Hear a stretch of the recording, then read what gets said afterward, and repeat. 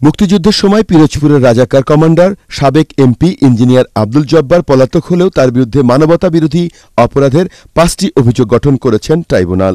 সকালে তার অনুপস্থিতিতেই শুনানিতে তার বিরুদ্ধে মুক্তিযুদ্ধের সময় পিরোজপুরের ৩৭ জনকে হত্যা, তার নির্দেশে ৫০০টি বাড়িতে অগ্নিসংযোগ এবং ধর্মান্তরিত করা সহ মোট ৫ ধরনের অপরাধের অভিযোগের পক্ষে যুক্তি তুলে ধরেন রাষ্ট্রপক্ষের কৌঁসুলি।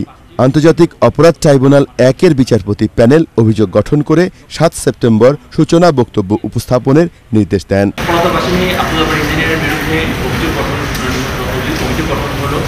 আসামির বিরুদ্ধে মোট ৫টি অভিযোগে অভিযুক্ত করেছেন মাননীয় ট্রাইব্যুনাল। ৫টি অভিযোগের মধ্যে মার্ডার, হত্যা, গণহত্যা, লুটপাট, অগ্নিসংযোগ ধ্বংস এবং জোরপূর্বক ধর্মান্তরিত করা। গত ২০ জুলাই প্রসিকিউটর মোহাম্মদ জাহিদ ইমাম আদালতে তার বিরুদ্ধে ৫ ধরনের অভিযোগ উপস্থাপন করলে ট্রাইব্যুনাল তা আমলে নিয়ে শুনানির দিন নির্ধারণ করেন। তার অনুপস্থিতিতেই এই অভিযোগের বিষয়ে বিচার কাজ পরিচালনার জন্য আদালতের নির্দেশে একজন আইনজীবী নিয়োগ দেয় রাষ্ট্র। আরিফ হোসেন, এটিএন বাংলা, ঢাকা।